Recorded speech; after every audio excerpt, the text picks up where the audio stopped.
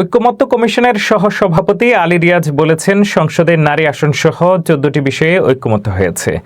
বাকি থাকা বিষয়গুলো নিয়ে আজ বৃহস্পতিবার আলোচনা হবে। এছাড়া কিছু বিষয়ে কমিশনকে সিদ্ধান্ত নেওয়ার কথা বলা হয়েছে। বুধবার ৩১শে জুলাই ঐকমত্য কমিশনের আলোচনা শেষে কথা বলেন তিনি।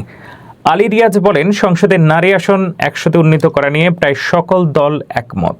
দুই একটি দল নোট অফ ডিসেন্ট দিয়েছেন। নারী প্রতিনিধিত্ব বাড়াতে কিছু দলের নোট অফ ডিসেন্ট থাকলেও সিদ্ধান্ত নেওয়া গেছে। এ প্রসঙ্গে তিনি আরও বলেন, বিদ্যমান সংরক্ষিত আসন বহাল রেখে সংবিধান সংশোধন করা হবে। এই পদ্ধতিতে ন্যূনতম নারী সদস্য ৩৩% না হওয়া পর্যন্ত ৫% নারী সদস্য মনোনয়ন অব্যাহত রাখবে। সংরক্ষিত নারী আসনের মেয়াদ ২০৪৩ সাল পর্যন্ত বহাল থাকবে।